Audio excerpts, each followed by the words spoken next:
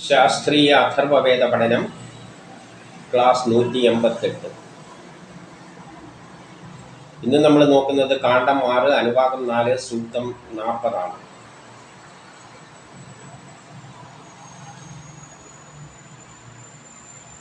ഇതിലെ ഗ്രഹങ്ങളെല്ലാം നമ്മളുടെ കർമ്മങ്ങളെല്ലാം തീരുമാനിക്കുന്നത് എന്നാണ് പറഞ്ഞു വരുന്നത്.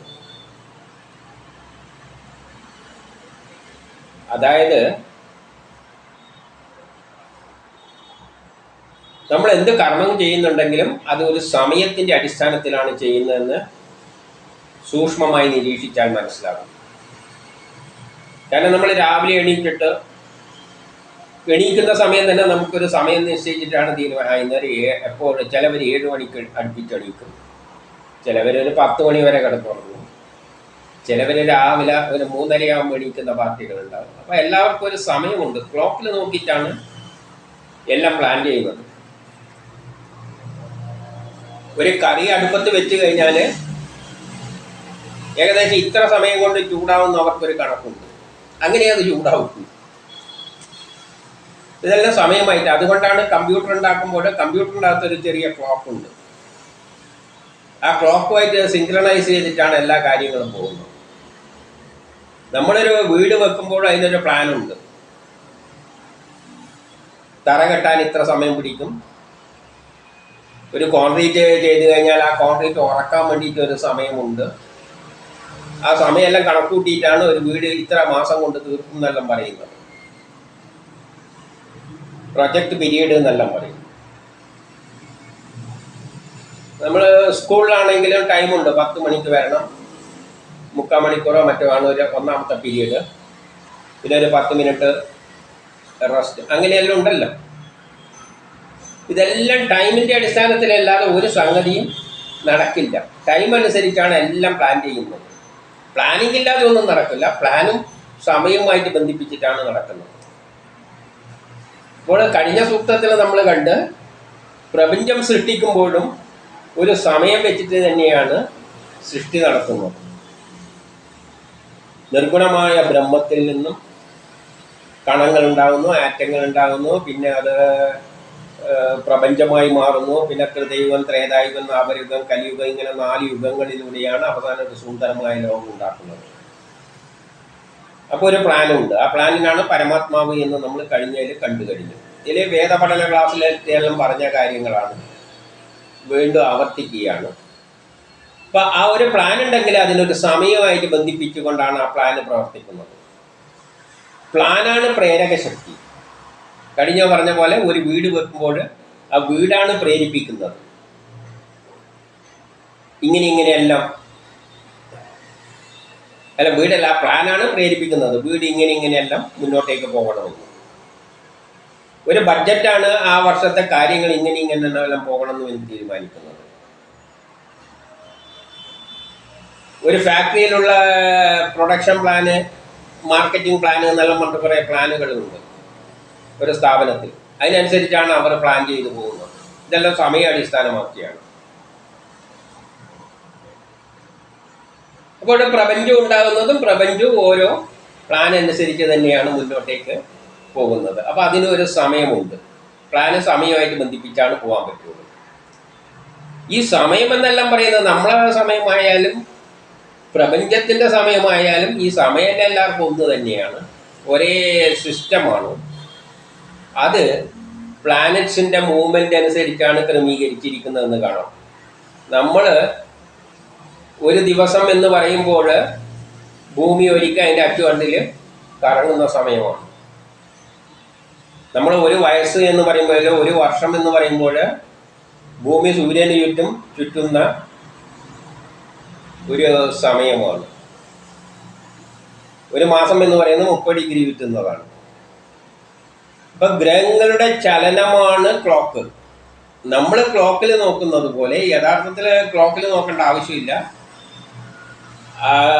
ഭൂമിയുടെ എല്ലാം പൊസിഷൻ നോക്കിയാൽ മതി.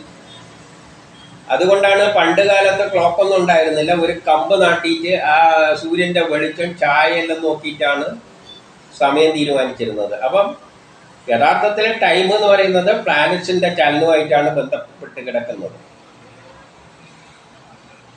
ഒരു ഭൂമി സൂര്യന് ചുറ്റും ഒരു 120 വർഷം ചുറ്റുമ്പോഴേ 120 പ്രാവശ്യം ചുറ്റുമ്പോഴേക്കും മനുഷ്യന്റെ മാക്സിമം ആയുസ് 120 എന്ന കണക്ക് വെച്ചെടുക്കുകയാണെങ്കിൽ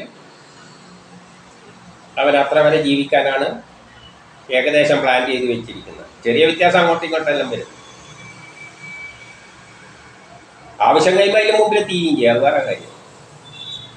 സൃഷ്ടിക്കുന്ന ഒരു കർമ്മം ചെയ്യാനാണല്ലോ. കർമ്മം തീർന്നു കഴിഞ്ഞാൽ പിന്നെ ചിലപ്പം വെച്ചിരിക്കും, ചിലപ്പം വേണ്ടാന്ന് വെക്കും.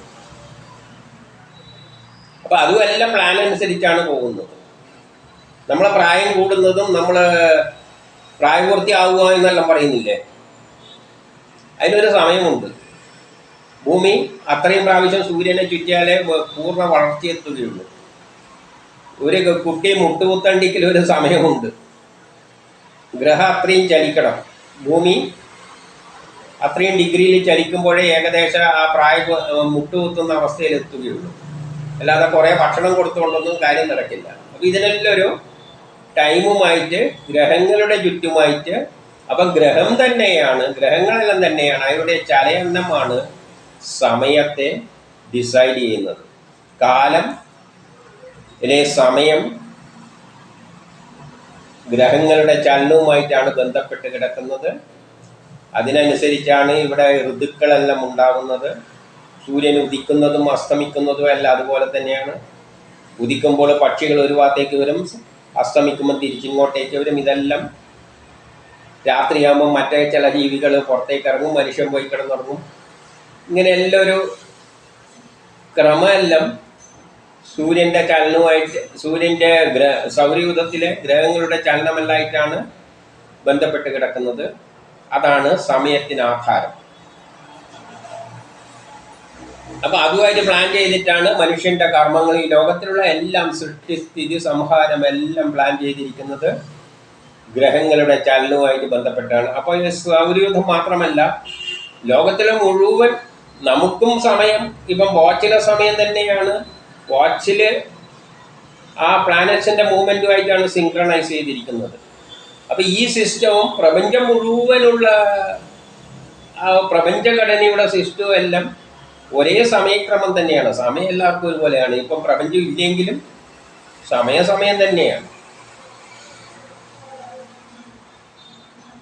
പ്രപഞ്ചം ഉണ്ടായാലും ഇല്ലെങ്കിലും സമയത്തിന് പ്രാധാന്യം ഇല്ലാന്നേ ഉള്ളൂ. ആ പീരീഡ് എന്ന് പറയുന്നത് ഉണ്ട്, ഇല്ലെങ്കിലും ആ പീരീഡ് തന്നെ. ഇപ്പം സയൻസ് പറഞ്ഞ മാതിരി ഹൈഡ്രജനും ഓക്സിജനും കൂട്ടിച്ചേർന്നാൽ വെള്ളം ഉണ്ടാവും. അത് പ്രപഞ്ചം ഉണ്ടായാലും ഇല്ലെങ്കിൽ ആ സയൻസ് തന്നെ. 3ഉം 2ഉം കൂട്ടിയാൽ 5 എന്ന് പറയുന്നത് പ്രപഞ്ചം ഉണ്ടായാലും ഇല്ലെങ്കിലും 3ഉം 2ഉം കൂട്ടിയാൽ 5 തന്നെ. ആ തരത്തിൽ സമയത്തൊക്കെ ഉണ്ടാകും.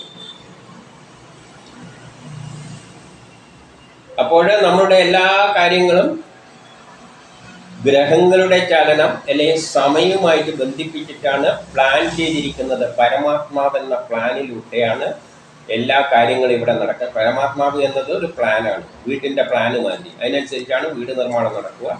പരമാത്മാവെന്ന പ്ലാൻ അനുസരിച്ചാണ് പ്രപഞ്ചത്തിൻ്റെ കർമ്മങ്ങളെല്ലാം മുന്നോട്ടേക്ക് പോയി ലോകം മുന്നോട്ടേക്ക് പോകുന്നത്. ഈ ഒരു വീക്ഷണത്തിൽ കൂടി വേണം നമ്മൾ ഈ സൂക്തത്തെ കാണാൻ. ഇപ്പം നമുക്കതിലേക്ക് കിടക്കാം. ഹരി ഓം. അഥർവവേദം കാണ്ഡം 6 അനുഭാഗം 4 സൂക്തം 40. ഋഷി അഥർവൻ, ദേവത മന്ത്രോക്ത ഇന്ദ്രൻ, ഛന്ദസ് ജഗതി അനുഷ്ഠുതു. അഭയം ദ്യാവാ പൃഥിവീ ഇഹാസ്തു നോഭയം സോമഃ സവിതാ നഃ കൃണോതു അഭയം നോസ്തുർവന്തരിക്ഷ സപ്ത ഋഷാണാം ച ഹവിയാ ഭയം നോ അസ്തു അസ്മൈ ഗ്രാമായ പ്രഭിശശ്ച തസ്ര ഊർജ സുഭൂതം സ്വസ്തി സവിതാ ന കൃണോതു അശക്തിന്ദ്രോ അഭയാ നഃ കൃണ്വതോന്യത്ര രാജ്ഞാമഭിമന്യുഃ അന്യം അനമിത്രം നോ അധരാദനമിത്രം ന ഉത്തരാത് ഇന്ദ്രാനമിത്ര നഹ പഞ്ചാഭനമിത്രം പുരസസ്കത്രിഭി. ഭാവാർത്ഥം: ആകാശഭൂമികളുടെ അനുഗ്രഹത്താൽ ഞങ്ങൾ ഭയമില്ലാത്തവരാകട്ടെ. സൂര്യ ചന്ദ്ര ആകാശ ഭൂമികളും അന്തരീക്ഷവും മറ്റുള്ള ഗ്രഹങ്ങളും നമുക്ക് അഭയം നൽകണേ. സൂര്യൻ ധാരാളം ധാന്യാദികൾ നാട്ടിലുടനീളം വിളയിക്കട്ടെ. ഇന്ദ്രൻ നമ്മുടെ ശത്രുക്കളെ ഇല്ലാതാക്കട്ടെ. ഇന്ദ്രൻ രാജകോപം നമ്മിൽ നിന്നും ഇല്ലാതാക്കട്ടെ. എല്ലാ ദിക്കിൽ നിന്നും വരുന്ന ശത്രുദോഷത്തിൽ നിന്നും ഞങ്ങളെ രക്ഷിക്കുക. ഞങ്ങളെ വിദ്വേഷിക്കുന്നവർ ഉണ്ടാകാതെ ഇരിക്കട്ടെ. ആകാശഭൂമികളുടെ അനുഗ്രഹത്താൽ ഞങ്ങൾ ഭയമില്ലാത്തവരാകട്ടെ. അപ്പം നമ്മളെ ഭയം ജനിപ്പിക്കുന്നതും ആകാശഭൂമികളുടെ പ്രവർത്തനങ്ങളാലാണ്. ആകാശഭൂമികൾ എന്ന് പറഞ്ഞാൽ ആകാശത്തിലുള്ള ഗ്രഹങ്ങൾ ചലിക്കുന്നതനുസരിച്ചാണ് നമ്മളിൽ ഭയം ഉണ്ടാകുന്നത്. ഭയം എന്തിനാണ് നമ്മളിൽ ഉണ്ടാക്കുന്നത്? ഒരു എന്തോ ഒന്നും സംഭവിക്കാൻ പോകുന്നു, അതിനെ മറികടക്കാനുള്ള വഴി ആലോചിക്കാനാണ് ഈ ഭയം ഉണ്ടാക്കുന്നത്. ഇതെല്ലാം ശക്തിവിശേഷം നമ്മളിൽ ഒരു ആഗ്രഹങ്ങൾ അല്ലെങ്കിൽ വികാരങ്ങൾ ഉണ്ടാക്കിയിട്ടാണ് നമ്മളെ കൊണ്ട് ചെയ്യിപ്പിക്കുന്നത്. കൊറോണ വരുന്നതെന്ന് കാണുമ്പോൾ നമ്മളൊരു ഭയം ഉണ്ടാക്കും. അപ്പം പിന്നെ ആ കൊറോണയെ നേരിടാനുള്ള വഴികൾ നമ്മൾ ആലോചിക്കും, അതിനുള്ള മരുന്നുകൾ കണ്ടുപിടിക്കും, അതിനുള്ള പ്രിക്കോഷൻസിനുള്ള വഴികൾ നമ്മൾ കണ്ടെത്തും. അപ്പോൾ ഈ ഒരു ഭയത്തിന് വലിയ കാര്യമുണ്ട്. നമ്മളെ ഭയം ഇടുന്നത് തന്നെ നമ്മളെ ഓരോ കാര്യത്തിന് പ്രേരിപ്പിക്കുക. ആ ഒരു സംഭവം മോശം നടക്കാൻ പോകുന്നു, അതിൽ നിന്ന് മറികടക്കാനുള്ള വഴി ആലോചിക്കാൻ വേണ്ടിയാണ് ഭയം എന്നൊരു വികാരം നമ്മൾ ഉണ്ടാക്കുന്നത്. അപ്പോൾ ഇതെല്ലാം ഓരോ കാലഘട്ടത്തിൽ സംഭവിക്കുന്നതാണ്. ഇതിൻ്റെ എല്ലാം പിന്നിൽ ഗ്രഹങ്ങളാണ് ഉള്ളത്, ആകാശഭൂമികളെല്ലാമാണ് ഉള്ളത്. സൂര്യ ചന്ദ്ര ആകാശഭൂമികളും അന്തരീക്ഷവും മറ്റും 7 ഗ്രഹങ്ങളും നമുക്ക് അഭയം നൽകണം. ഇതെല്ലാം നമുക്ക് അഭയം നൽകുന്നത്. ഈ ഗ്രഹങ്ങളുടെ ചലനമനുസരിച്ചാണ് നമ്മളുള്ള വിചാരങ്ങൾ ഉണ്ടാകുന്നത്. കാലം മുന്നോട്ടേക്ക് പോകുന്നത് ഇത് പ്ലാൻ അനുസരിച്ചാണ്. ഈ ഗ്രഹങ്ങളുടെ ചുറ്റുമായിട്ട് സിങ്ക്രണൈസ് ചെയ്തിട്ടാണ് ഓരോ ദിവസവും പുരോഗമിച്ച് മുന്നോട്ടേക്ക് പോകുന്നത്. ആ പുരോഗമന പ്രവൃത്തിയിൽ പങ്കെടുക്കുന്നവരാണ് നമ്മളെല്ലാം. അപ്പം നമ്മളിലും ഈ ഗ്രഹങ്ങളിൽ എന്ത് ചെയ്യുന്നുണ്ട്? ആ പുരോഗതിയിൽ പങ്കെടുക്കാൻ വേണ്ടിയിട്ട് നമ്മളെയും പ്രേരിപ്പിക്കുന്നുണ്ട് ഓരോ കർമ്മങ്ങൾ ചെയ്യാൻ. നീ അവിടെ പോയി റോഡ് വെട്ട്, അതിനുള്ള അധികാരികൾക്ക് അങ്ങനെ റോഡ് വെട്ടാൻ തോന്നും, നമ്മളെല്ലാം വിളിച്ച് അതിന് പ്രേരിപ്പിക്കും, അതിന് പങ്കെടുക്കാൻ വേണ്ടിയിട്ട്. ഇങ്ങനെയാണ് ലോകം മുന്നോട്ടേക്ക് പോകുന്നത്. സൂര്യൻ ധാരാളം ധനാദികൾ നാട്ടിലുടനീളം വിളയിക്കട്ടെ. അപ്പം സൂര്യൻ തന്നെയാണ് ധനങ്ങളെല്ലാം വിളയിക്കുന്നത്. നല്ല കാലാവസ്ഥയാണെങ്കിൽ നല്ല വിളവുണ്ടാകും. നമ്മൾ പറയുന്നില്ലേ, ഇന്ന വർഷം ഇന്ന് നല്ല വിളവ് കൊള്ളാം. എപ്പോഴും വളയെല്ലാം എല്ലാ പണിയെല്ലാം ഒരേപോലെയാണ് ചെയ്യുക. പക്ഷേ ചില കാലഘട്ടത്തിൽ നല്ല വിളവുണ്ട്. അതുകൊണ്ട് സൂര്യനാണല്ലോ കൃത്യസമയത്ത് മഴ പെയ്യിക്കുന്നതും എല്ലാം. അപ്പം പിന്നിൽ സൂര്യൻ തന്നെയാണ്. ആ കാലാകാലങ്ങളിൽ അതെല്ലാം കൃത്യമായിട്ട് സീസൺസ് എല്ലാം ഉണ്ടാകും. മഴയെല്ലാം പെയ്യുകയാണെങ്കിൽ നല്ല വിളവെല്ലാം ഉണ്ടാകും, ധനമെല്ലാം കൂടി വരും. അപ്പം അതിൻ്റെ പിന്നിലും എല്ലാം ഉള്ളത് സൂര്യൻ തന്നെയാണ്, സൂര്യനും ഗ്രഹങ്ങളുമാണ്. നാട്ടിലുടനീളം വിളയിക്കട്ടെ. ഇന്ദ്രൻ നമ്മുടെ ശത്രുക്കളെ ഇല്ലാതാക്കട്ടെ. അപ്പം ഇതിനെല്ലാം പിന്നിൽ പ്രേരിപ്പിക്കുന്ന ശക്തി കഴിഞ്ഞാൽ ഇന്ദ്രനെ പറ്റി പറഞ്ഞിട്ടുണ്ട്. അപ്പം നമ്മളെ ശത്രുക്കളെല്ലാം ഉണ്ടാകുമ്പോൾ അതിൽ ഏറ്റിടാൻ, ആ ശത്രുക്കളെ മാറ്റേണ്ട കർമ്മത്തിലും എല്ലാം ഇടപെടുന്നത് ഇന്ദ്രനാണ്. അപ്പം നമ്മളെ ശത്രുത നീങ്ങണ്ടിക്ക് ശത്രുത ഉണ്ടാകുന്നത് ഗ്രഹങ്ങളുടെ നമ്മളെ ജാതകത്തിൽ തന്നെ ഗ്രഹങ്ങൾക്ക് ചില ഗ്രഹങ്ങൾ നല്ലതായിട്ടും വരും, ചിലത് മോശമായിട്ടെല്ലാം വരും. അത് അതിൻ്റെ ജനിക്കുന്ന സ്ഥാനം അനുസരിച്ചിരിക്കുന്നു. അപ്പം ചില ഗ്രഹങ്ങൾ മോശമാകുമ്പോൾ നമുക്ക് ശത്രുതയുണ്ടാകും. ശത്രുഭാവത്തിലാണ് ആ ഗ്രഹം നിൽക്കുന്നുണ്ടെങ്കിൽ നമുക്ക് ശത്രുത ഉണ്ടാകും. അത് അങ്ങനെയാണ് സൃഷ്ടിച്ച് വെച്ചിരിക്കുന്നത്. അങ്ങനെ ഒരു സിസ്റ്റമാണ് ഡെവലപ്പ് ചെയ്ത് വെച്ചിരിക്കുന്നത്. എന്തുകൊണ്ടാണ് ശത്രുതയാകുന്നതെന്നല്ല നമുക്ക്. അപ്പം ഗ്രഹങ്ങൾ മൂവ് ചെയ്യുമ്പോൾ ചിലതിലെത്തുമ്പോൾ നമുക്ക് പുരോഗതിയും ചിലതിലെത്തുമ്പോൾ മോശമാവുന്നുണ്ട്. വട്ടത്തിലാണ് ചുറ്റുന്നതെങ്കിലും ചില ഡിഗ്രിയിൽ നമുക്ക് ഇപ്പോൾ സൂര്യൻ തന്നെ രാവിലെ ഉള്ള സൂര്യൻ നമുക്കൊരു ഉന്മേഷം തരുന്നുണ്ട്. നേരെ തലക്ക് മുകളിൽ വരുമ്പോൾ നമുക്ക് വെളിയിലൊന്നും നിൽക്കാൻ പറ്റുള്ളൂ. ഒരു വല്ലാതെ അസ്വസ്ഥയാണ്, വെളിയിലൊന്നും നിൽക്കാൻ പറ്റില്ല. എന്നാൽ സന്ധ്യാസമയമാകുമ്പോൾ നമുക്ക് നല്ല ഉന്മേഷമാണ്.